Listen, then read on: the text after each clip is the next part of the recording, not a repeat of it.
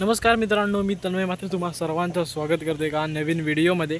तर मित्रांनो, आता मी आहे प्राचीन कोकणमध्ये। तर इथे आम्ही सगळेजण आलो होतो गणपतीपुळ्याला। तर तिथूनच 5-10 मिनिटाच्या अंतरावर आहे प्राचीन कोकण म्हणून। तर तिथे आलो, 50 रुपये तिकीट आहे। आपल्याला एक गाईड मिळतो, तर तो गाईड आपल्याला पूर्णपणे जे पूर्वीचं कोकण होतं ते सर्व समजावून सांगतो। तर तुम्ही कधी गणपतीपुळ्यात आलात तर ह्या प्राचीन कोकणला नक्की येऊन जा। आता मी पूर्ण माझा ब्लॉग बघा, त्यात तुम्हाला समजेल गाईड कसा समजवतो, प्राचीन कोकणमध्ये काय आहे। तर ते व्हिडिओ बघून तुम्ही इथे येऊ शकता। बाकी इथे प्राचीन कोकण एकदम जबरदस्त आहे।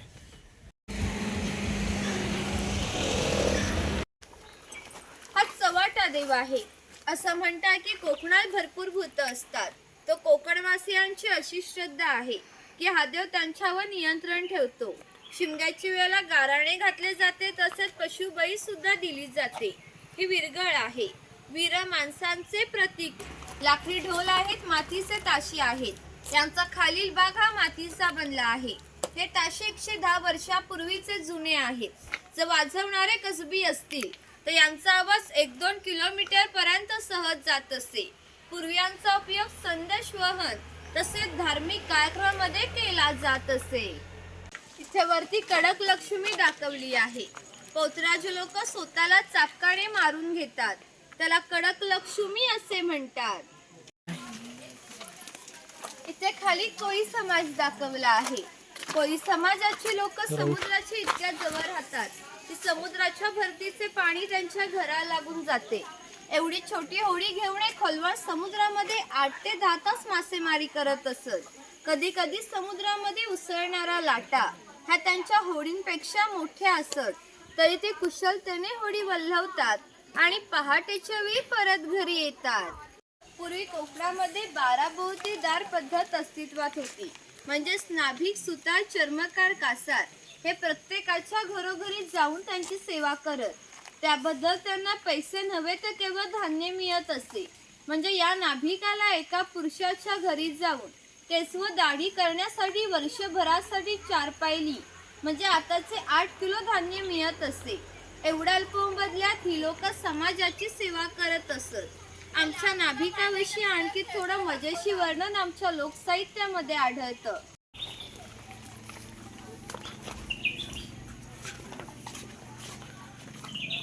हे खोतांचे घर आहे।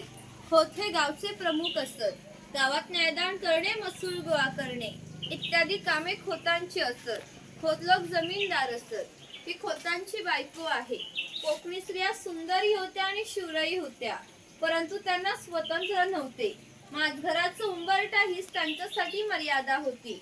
इकडे 2 खोतांची मुले दाखवली आहे। ते आपल्या पारंपरिक खेळ सोंगट्या खेळत आहे।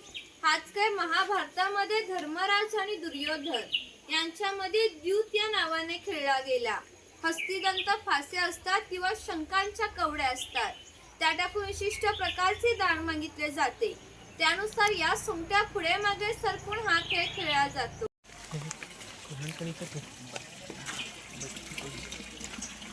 इथे लहान मुलगा पाटाच्या पाळणे खेळताना दाखवला आहे।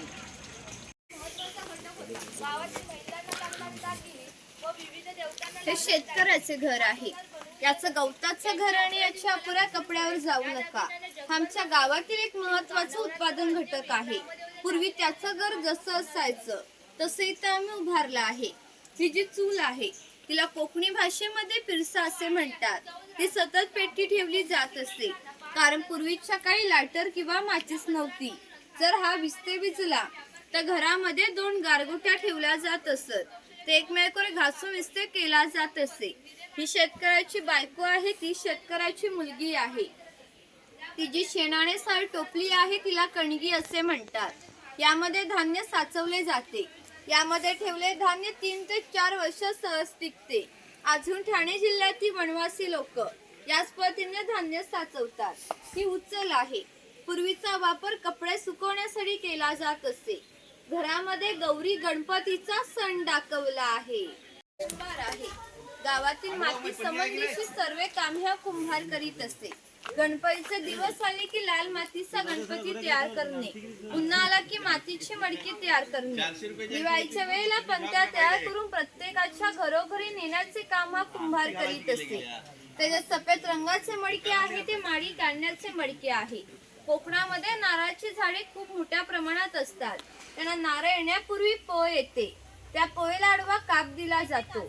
बाजूला विशिष्ट प्रकारचा झाडपाला लावून तो झाडपाला आतील माडी शोषून घेतो व थेंब थेंब गळणारी माडी वरचे मडके लावून त्यामध्ये साचवली जाते.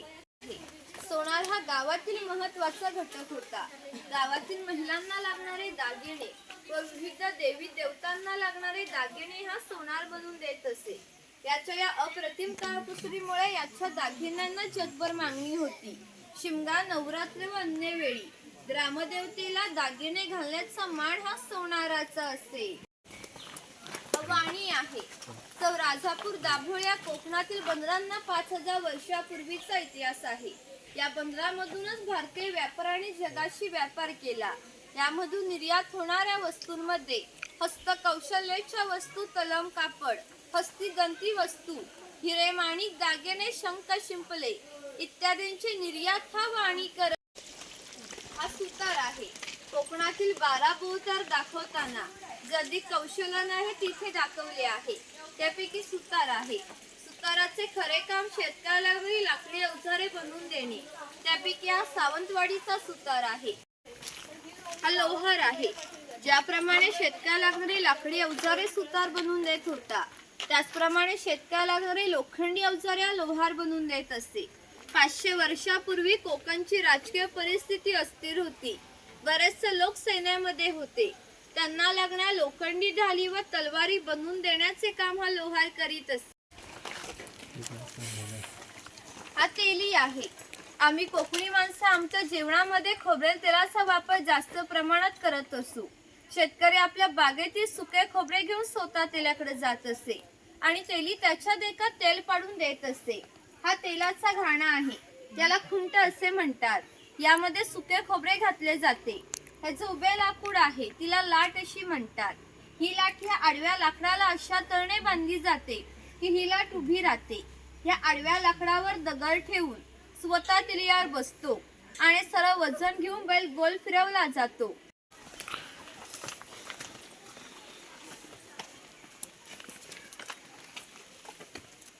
हा बुरुड आहे. पूर्वी प्रत्येक व्यवसाय जातीने होता. व्यवसाय निवडीचे स्वातंत्र्य नव्हते. प्रत्येकाला आपापल्या जातीचाच व्यवसाय करावा लागत असे. बांबूच्या वस्तूबांचे काम हा बुरुड करत असे. हे सूप आहे. ती फुलाची परडी आहे. ही रोवळी आहे. हिचा वापर धान्य धुण्यासाठी किंवा धार्मिक कार्यक्रमामध्ये केला जातो.